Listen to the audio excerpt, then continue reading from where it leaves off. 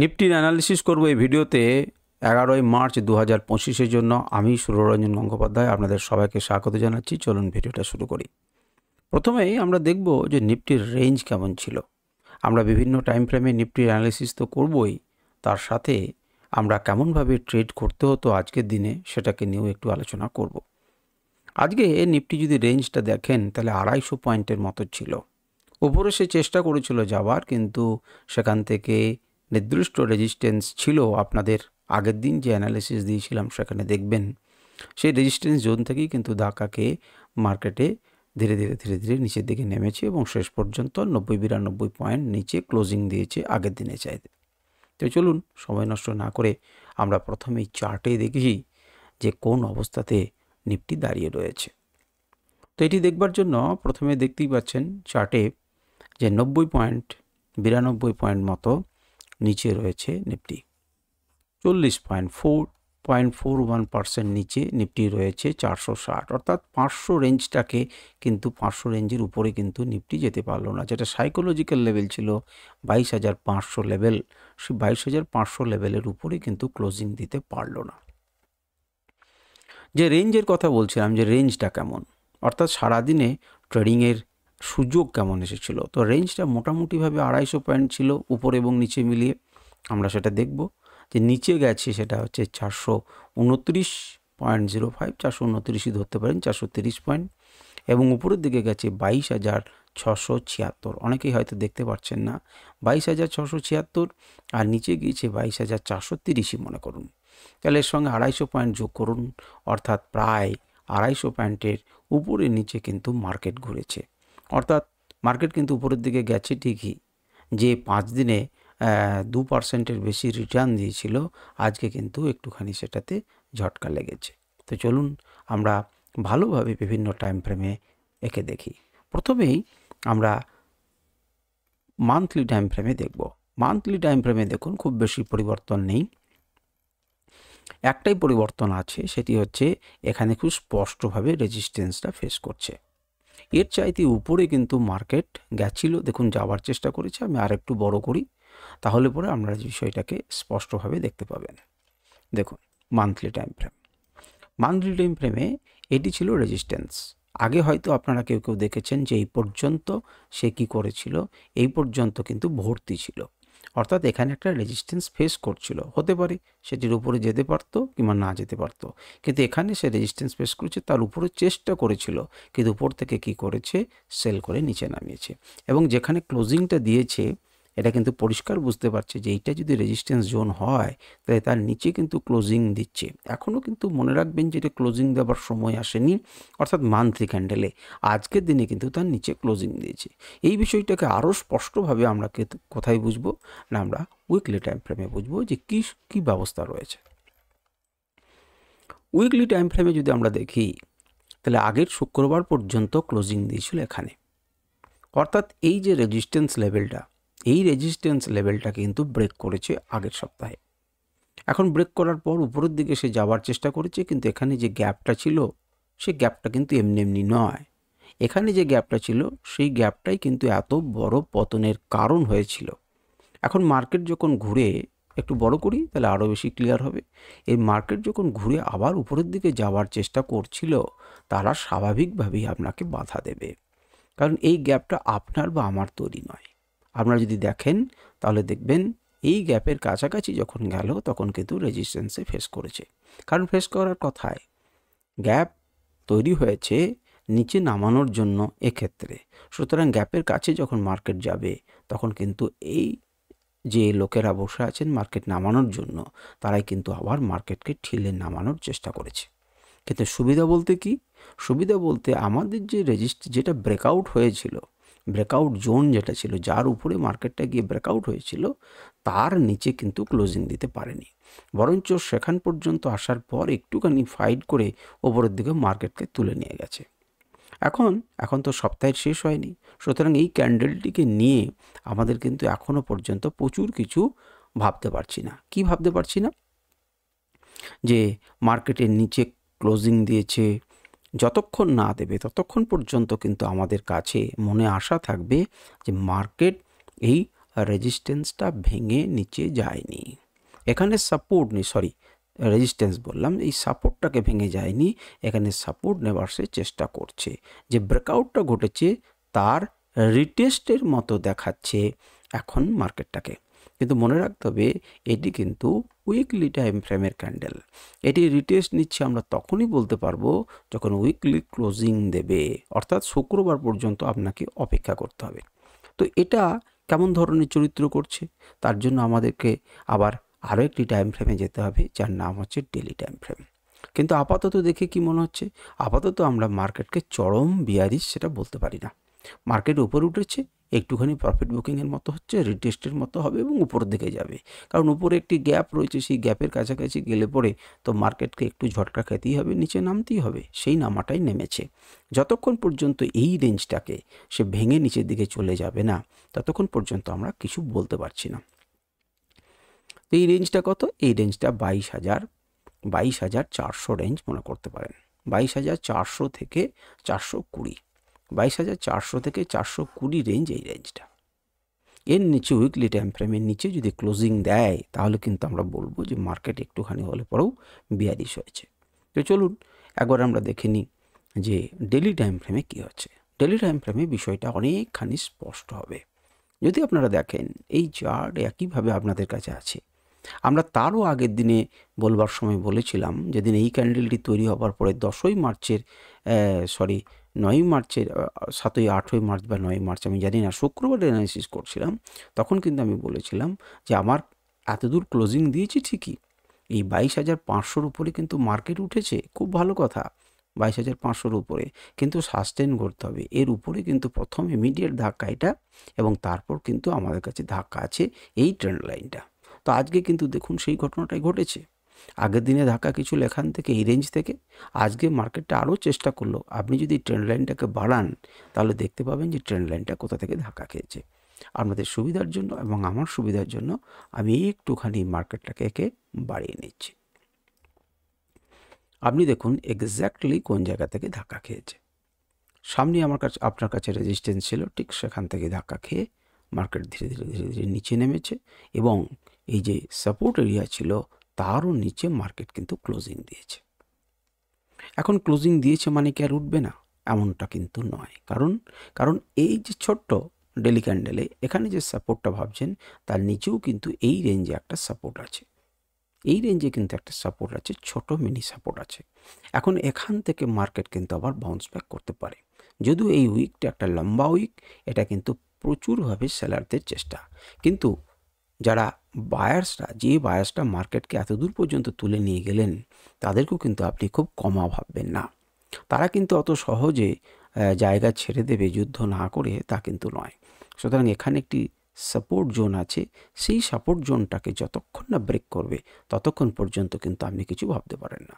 তারপরে মনে করুন এরকম জায়গাতে এই ক্যান্ডেলটির উপরে একটি সাপোর্ট জোন আছে, তারপর মনে করুন এখানে আছে, এই জোনটা খুব ক্রুশিয়াল জোন আছে একটা 22,300, তো 22,300 টাইপের বা 280 ইত্যাদির মতো করে একটি কিন্তু একটি স্ট্রং সাপোর্ট জোন আছে, ইমিডিয়েট সাপোর্ট জোন কিন্তু এগুলি আপনারা দেখতে পেলেন।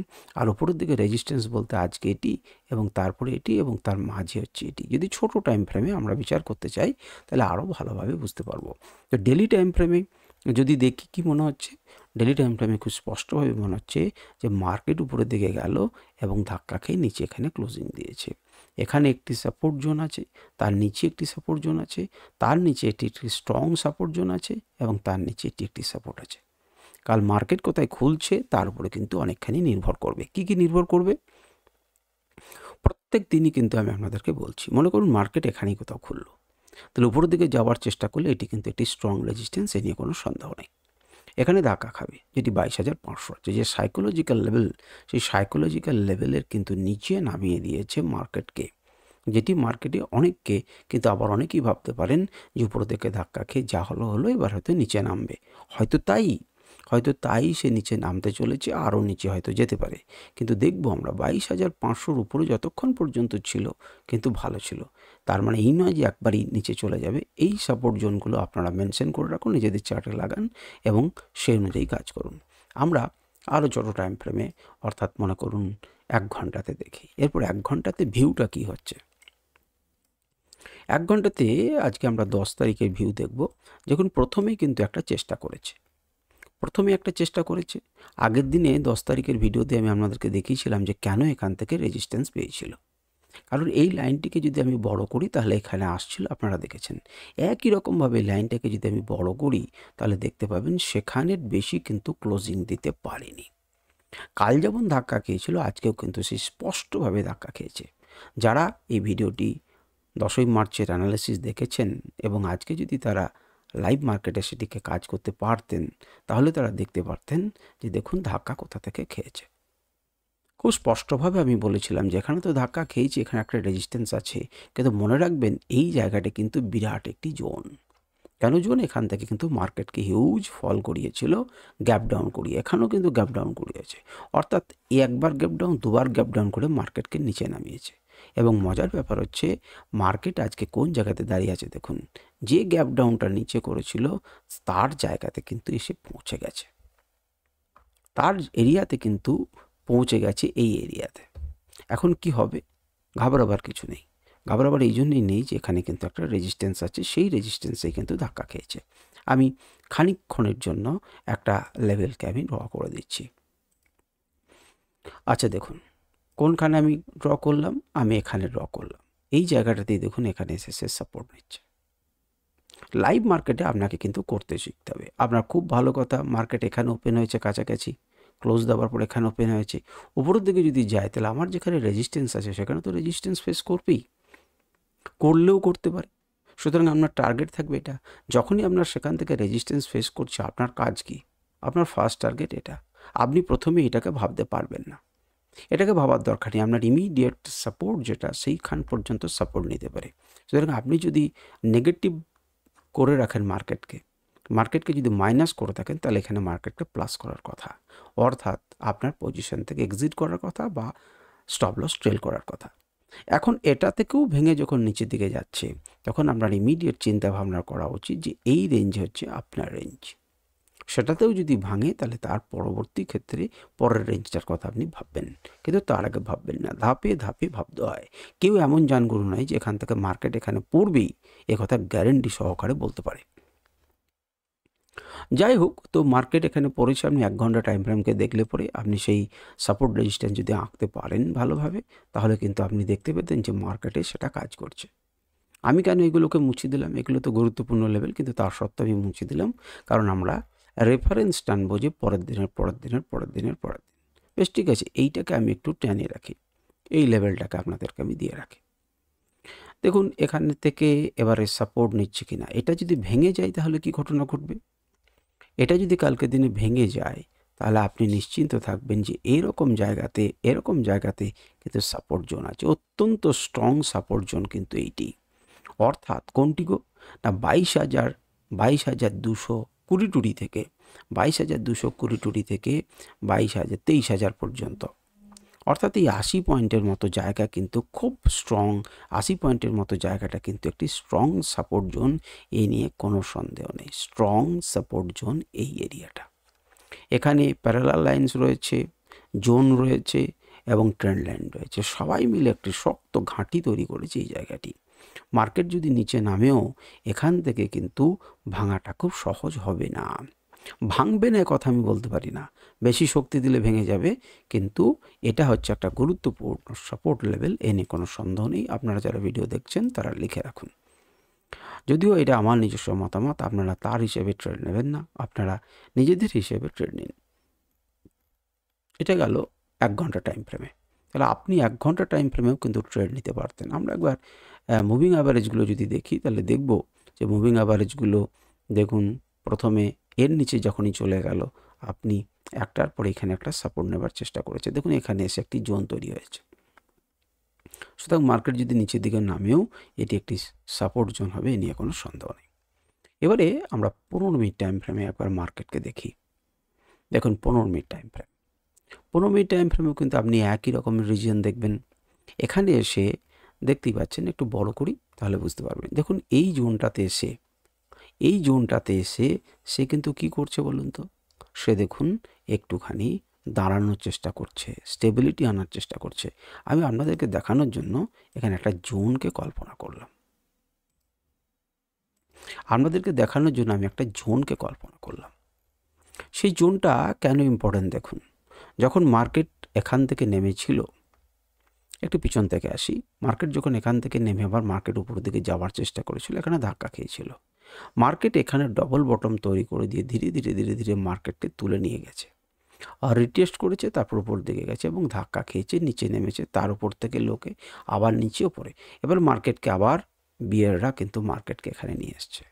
তাহলে এই জোনটি যখন একসময় রেজিস্ট্যান্স ছিল, এখন কিন্তু এটি সাপোর্ট হিসেবে কাজ করছে এবং সুন্দরভাবে এই জোনে কিন্তু সে সাপোর্ট নেবার চেষ্টা করছে। ভালো করে তাকিয়ে দেখুন,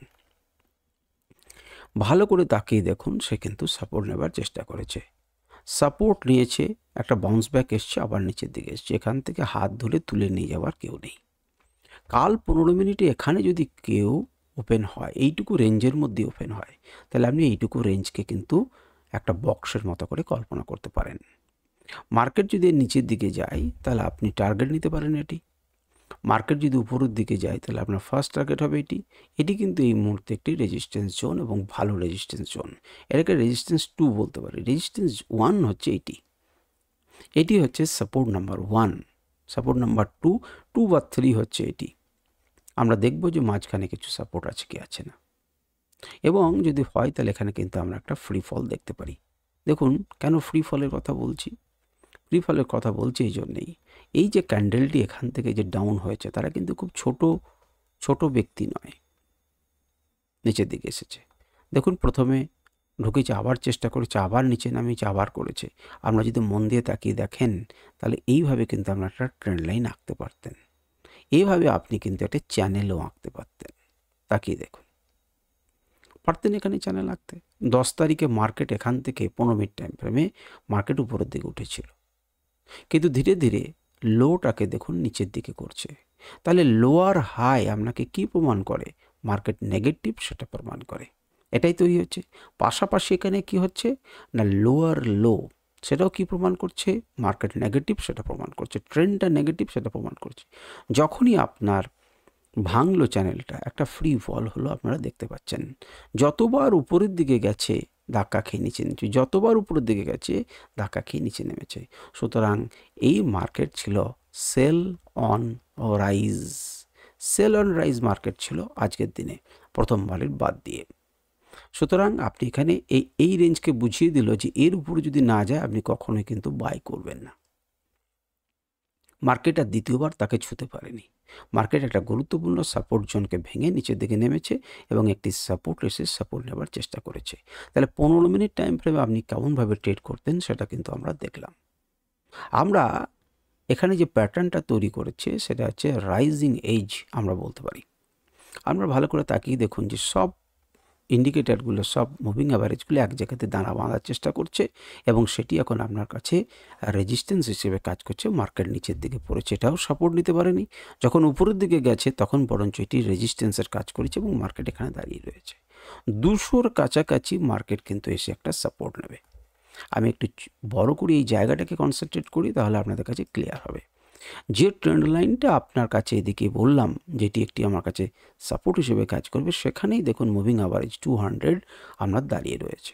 অর্থাৎ এরা দুজন মিলে কিন্তু একটা সাপোর্ট হিসেবে কাজ করবে। তো মার্কেট যদি ফ্রি ফল হতে শুরু করে, পড়লো এবং তারপরে যদি রিটেস্ট করে আবার নিচের দিকে যেতে পারে, তাহলে আপনি এই এরিয়াতে কী করতে পারেন? মার্কেটকে নেগেটিভ করতে পারেন, শর্ট করতে পারেন এবং আপনার টার্গেট হবে এটা।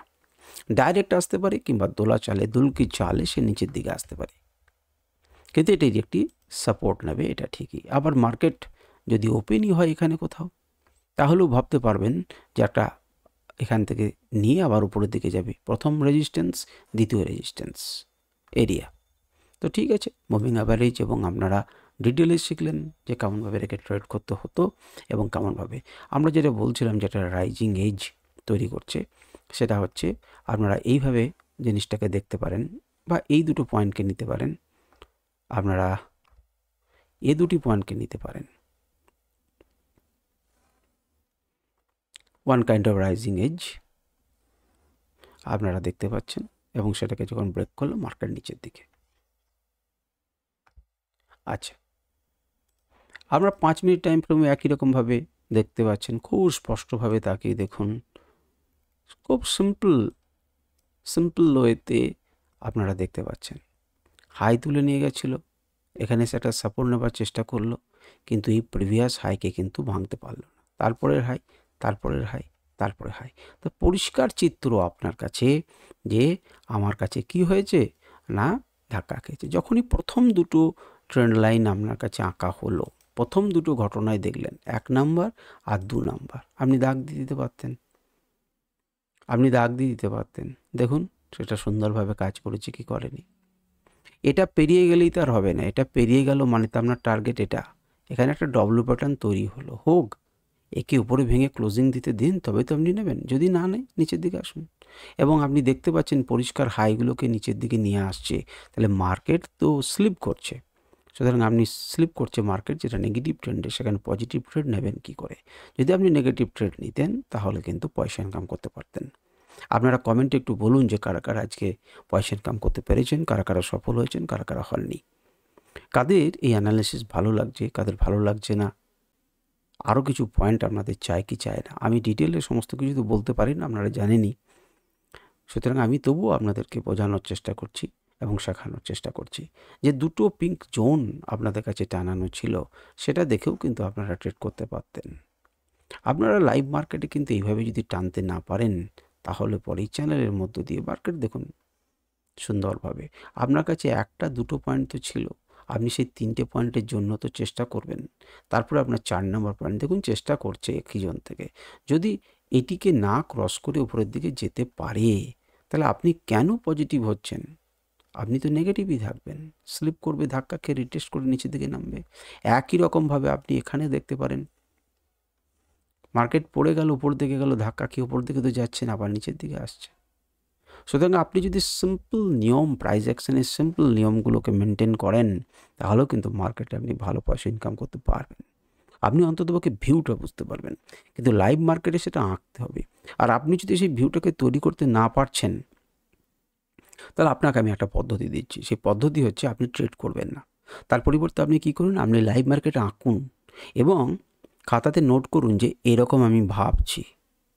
আপনি এখন অপশনে যাবেন না, কোনো কিছুকে ট্রেডিং করবেন না, আপনি কেবল নিফটিকে দেখুন যে নিফটিকে এরকম ভাবছে, এরকম হচ্ছে কি হচ্ছে না, কিংবা কোনো স্টককে নিয়ে ভাবনা চিন্তা করুন। তাহলে দেখবেন ধীরে ধীরে আপনার ট্রেডিংটা শোধরাবে এবং আপনি বুঝতে পারবেন যে আপনার অ্যানালিসিস ঠিক। যখন আপনার অ্যানালিসিস একটা বিশ্বাস তৈরি হবে যে না, আমি অ্যানালিসিসটা ঠিক করছি এবং মার্কেট মোটামুটি সেইভাবে যাচ্ছে, তখন আপনি ছোট ট্রেড নেওয়ার চেষ্টা করবেন, ট্রেড নেবেন না। আপনি ভাববেন যে অপশন ট্রেডিংয়ে আমি একটা ছোট লট কত স্ট্রাইক প্রাইসের কিনলে পরে কী কিনবো, এবং তাদের পাশাপাশি চার্টে লাগিয়ে দেখবেন যে তার প্রিমিয়ামটা কেমনভাবে চেঞ্জ হচ্ছে, আপনার মতো করে হচ্ছে না ওর যে চলনটা, সেই চলনটাকে আপনার রক্তের মধ্যে সেট করতে হবে। যদিও এখানে সাইকোলজিক্যাল গেম আছে, আমি জানি না আপনার সাইকোলজিক্যাল লেভেল কেমন, কী সমাচার, না জেনেই আমাকে বলতে হচ্ছে। আমি এত বিশ্বাসই করি না যে সাইকোলজিক্যাল লেভেল আপনার ঠিক না করে আপনাকে ট্রেড করা উচিত বা আপনার ট্রেডিং এই বিজনেসে থাকা উচিত, নচেত আপনি সেটাকে জুয়ো বানিয়ে দেবেন। বেশিরভাগ লোক সেটাকেই বানিয়ে দিয়েছে।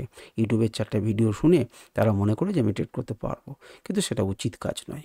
আপনাকে নিজেকেই বুঝতে হবে, আপনাকে কারো কিছু শিখতে হবার প্রয়োজন নেই যদি আপনি নিজেই শিখতে পারেন। আর যদি মনে করেন যে প্রয়োজন আছে, তাহলে আপনাকে শিখতে হবে। তবে আমি আপনাকে বলবো, হয়তো আপনারা মনে করতে পারেন যে আমি প্রমোট করার চেষ্টা করছি যে শিখুন আমার কাছে, আমি একদমই বলছি না। আমি বলছি আপনি শিখে তারপর নামুন, আর নচেত ধীরে ধীরে ধাপে ধাপে শেখার চেষ্টা করুন নিজে নিজে এবং তারপর নামুন। না শিখে আপনার কি হাল হয়েছে সেটা আপনি জানেনই। আমাকে কমেন্টে করুন যে আজকে আপনাদের কেমন হলো, কেমন লাগলো, মার্কেটকে আদৌ কিছু করতে পারলেন কি পারলেন না। নমস্কার, ধন্যবাদ। আজকে আপনাদের পরামর্শ অবশ্যই চাই। আপনারা একটু ভাবনা চিন্তা করুন তো যে কী করলে পরে আরও ভালো হবে। নমস্কার, ধন্যবাদ।